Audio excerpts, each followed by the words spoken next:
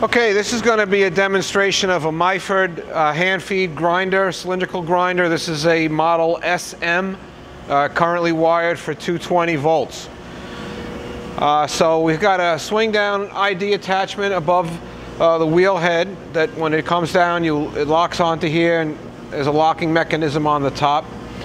And this is the spindle arbor. We want to start up our work head. Now this has a collet closer for a hardage type 4C collet. That's a collet that's a little smaller than the 5C collet. And we can control the speed of the work head over here with the potentiometer. You can also reverse it. We can select on this selector switch here whether we want to turn on the ID spindle wheel or the OD wheel. So that's the OD wheel.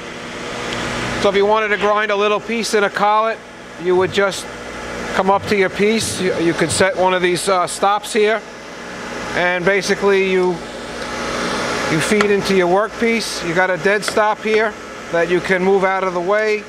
You also have a fine feed on the dial here, so if I was actually touching the workpiece now, I could feed a couple of, tenths of an inch or even less. It's very fine. Also, I could pull this out and I could set my dial to a different spot to take off more material. This is your tailstock here.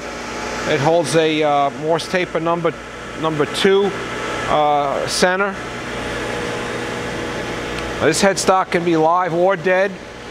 When you want to make it live like it is now, you have to have the spindle connected to the outer driving mechanism here, so you could drive a collet or a faceplate or a chuck.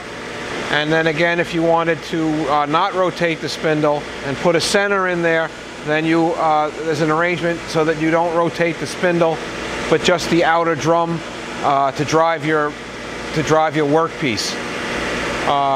So I'm going to shut the grinding wheel off, and we'll switch this over here for the ID wheel.